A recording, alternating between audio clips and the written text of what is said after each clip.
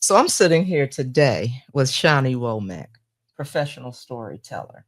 And I'm excited about this because you have a show coming up. You have a performance coming up next month Yes, at the McCree Theater. absolutely. So let's talk about this. But first, let me just say this is going to be Friday, December 6th at McCree and December 7th. You have two performances. Yes.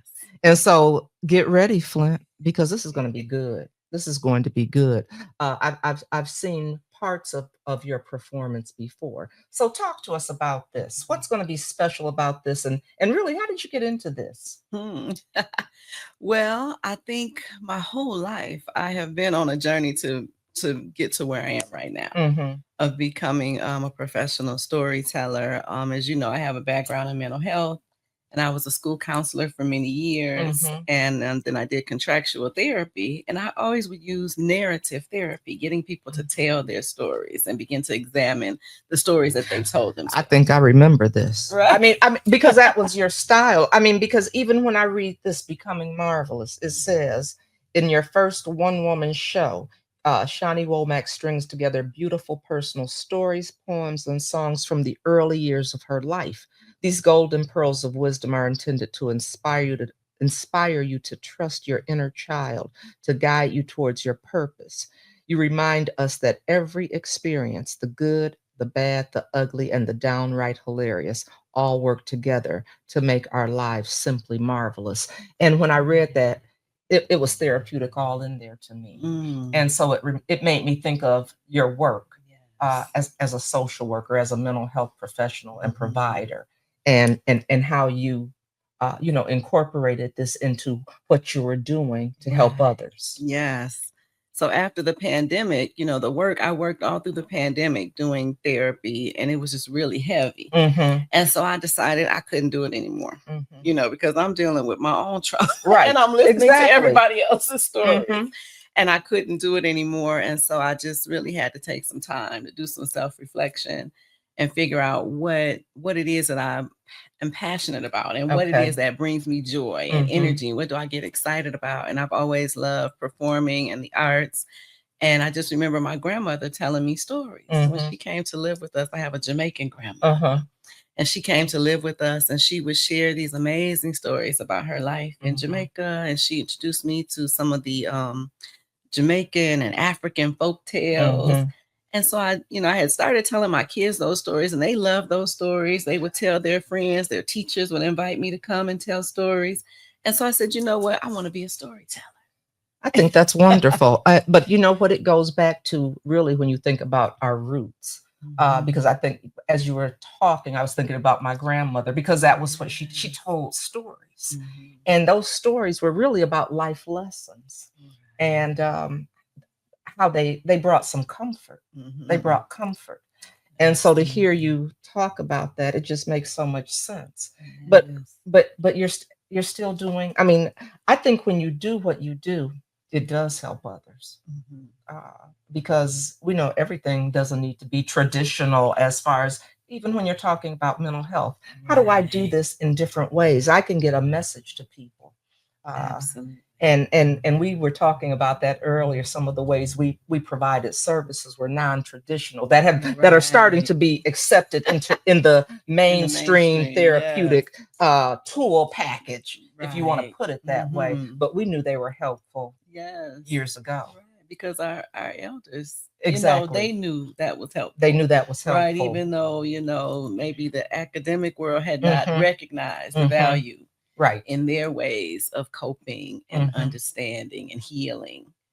They passed it down to us, and we're just now beginning to really fully understand Right. how wise How they were. wise and the importance and significance. And I'm glad Yes. we're doing that. Hmm. So are you ready for this show? I mean, I'm excited about I it. am. I'm super excited. I've been wanting to do this for probably maybe about 3 years now, Okay. but I've been afraid to do it. Uh-huh. And so finally, I just said, okay, look, you got the stories. I have more stories than what I could fit into the show. So really, this is actually going to be part 1 Okay. of a 3-part show. Okay, see, you all hear that. You hear it. It's going to be part 1 of 3. And this show contains some of my personal stories from the early years of my life, as well as a couple of songs that I've written and some poetry. Okay. Because, you know, I introduced her as a storyteller, but I was going to say you do. I mean, really, you're a creative when I think about you as far as storytelling, poetry, spoken word, those kinds of things you sing. I mean, that's a you all. I wish I could do. I wish I could sing. Oh my goodness! Don't invite me up because I would. That is not a talent I have, but I'm going to enjoy what you give us, and I think this is such a wonderful time too. When we look at all of the different holidays coming up, I mean, you have Thanksgiving, you have Christmas, you have Kwanzaa. There are so many celebrations that take place that are important for us, and so I think this is a great time for this to start. Absolutely. And I think that you know, it's a time of year when hopefully people are remembering to connect with friends and family. You know, I always look back like, oh, the year's almost over. I haven't spent any time with my girlfriends. I gotta spend time with my sister-in-law. I gotta do this. So people are looking for things to do together. That's right. And so one of the purposes for me creating the show was to reintroduce adults to the art and the power of storytelling. And then the second goal was to inspire and encourage women in particular. I was going to say, yes. To remember their dreams, right? And some of our dreams were born in childhood. And people, you know, I talk about in the story in my show about how some of my dreams people kind of stepped on and were like, oh, you can't do that because you're a girl or because of X, Y, and Z, you're black, whatever. And so I try to inspire people through this show to go back and remember those early dreams. Oh, you're going to make me cry. And then get after it. Go after it, pursue it with everything you got. We got one life to live. Right. Make the most of it. Don't let fear, don't let people, don't let anything stop you. And I think when we have these kinds of messages and these kinds of conversations, it helps us with our kids, with our nieces, our nephews, our grandkids, all of them, because a lot of times we were taught, no, take this traditional path, you know, go to school, do this. And you see people have broken away from, you see young people breaking away from it, but because that's exciting to me. Yeah. And I'm not knocking a traditional path because I think you should do what you're passionate about. Right. And if you're passionate about A, then do A. If you're passionate about this over here, you know, okay, what needs to be put in place to support you in achieving that, instead of, like you said, we don't want dream crushers. Right. Because I'm choosing to take the road less traveled. Right. Yes. But it should be traveled. It should be traveled. And it should be traveled by us because we're the ones that created that path. You know, we're standing on shoulders of those that have created these paths for us. And we've kind of neglected them. And so now to get back to that, and like you said, I think it is a perfect time. So let me ask you this. If somebody wants to come to see the show, how do they get tickets? All right. I have tickets available on Eventbrite. Okay. You just have to put in the name of the show, Becoming Marvelous. I like that title, Becoming Marvelous. Okay. Yes. And you can also purchase tickets at the door. Okay. So at the door, or you can get them in advance at Eventbrite. Right. And right now on Eventbrite, I'm doing an early bird special. Okay. Where you get 2 tickets for the price of 1. Oh, okay. You all better do Eventbrite. That's nice. Yeah, I have a limited number that are available, you know, buy one, get one. So instead of paying $20 for one, you get 2 for $20. Look, Landon, I clutch my pearls right now. And so, you all, I mean, that's really nice. That's a great deal. How long is that available? Well, there are 20 tickets, buy one, get one. Okay. Free, so really 40 for Friday and 40 for Saturday. Okay. And the shows are at 2 different times. So Friday is an evening performance. 7 p.m. on Friday and 2 p.m. matinee on Saturday. Okay. See, now that'll be really nice. And I think, so let me ask you this. Is this something that would kids enjoy this? think so. I mean, Okay. not Not little young kid, right? kids, It's not but for little kids. no, it's But not for little starting, ones. what age do you But think? maybe, 10, 12, Okay. teenagers for Mm-hmm. sure, Okay. because they're at the point where hopefully they are ready to begin to take some steps to pursue whatever dreams Right. that I believe God has placed in their hearts. Right. So I think it's perfect for teenagers. Okay. They get to hear stories from old And ladies. we're always talking about looking for something for them to do that's positive. Right. And here it will be.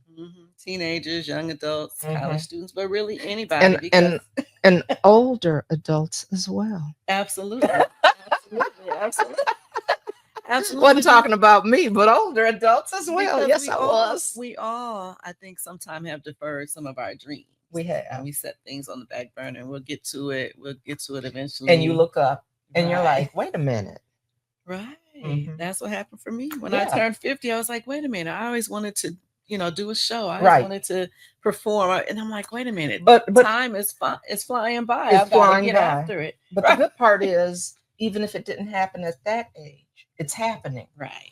And so it's not too late to do those kinds of things. And what I like, I always have this conversation, Roshonda, because one of the things I say is that a lot of times we put ourselves in a box based on our age. Am I too old to do this? I should have done this. I remember when I was opening a store and I thought, okay, you know how old I am? I'm up here opening a store now. What, it was like a complete different career change. Yeah. The same thing, I was running for mayor. I mean, and it's like, but this is what I've done all of my life. And how do you, but we shouldn't let those kinds of things stop us. Right. And we need to continue to pursue that dream. I mean, I can't wait to see it. I can't wait to see it. I think it will be such a good, marvelous show. Becoming marvelous. And how did you come up with that title? Well, actually, my nickname is Shani. Mm-hmm. My parents, that's a part of the show too, but my father was into all things African. And he wanted to give all his kids African names, but they didn't know any African names at the time. So they were asking people, they were just asking anybody African name who knew an African name. And so somebody gave him, I think he had several, but he and my mother agreed on Rashonda. Okay. And then I guess that wasn't enough because my mother's Jamaican. So in Jamaica, everybody has to have like a pet name, like a nickname. And so you couldn't just call me Rashonda. So I had to have another name. So they gave me Shani, which is what I usually go by now. And it means marvelous. Okay. And so, as a kid, you're like, okay, marvelous. How do I become marvelous? And so that's kind of been my journey my whole life, is figuring out, what does that mean to be marvelous? And how do I become that? How do I live up to this name? But I think we all, are marvelous, right? Right. Scripture says we are fearfully and wonderfully made. That's right. So we all are marvelous in our own right. And life is just a journey of us becoming more and more who exactly we are, and who we were meant to be. So, I like that. I can't wait. This is December 6th and December 7th at McCree. Right now, there's a special going on. If you get your tickets early on Eventbrite, you get 2 for the price of 1, but you better hurry to do that. If you're not that lucky, you can buy tickets at the door at McCree. When do they start? They're on sale now on Eventbrite right now. And then if they come that day, they can buy them. Right. Doors will open up 30 minutes before the show. Okay. So doors will open up 6:30 on Friday night. Okay. And then 1:30 on Saturday afternoon. Okay. Well, you heard it here. And I know you all will be in for a treat. So come out to McCree Theater, see Shani Womack becoming marvelous. You will not regret it. You'll regret it if you don't make it there. So thank you for coming and sharing some of that. And we look forward to seeing you at McCree. I can't wait. Me either. Join us at the box office or call 810-787-2200.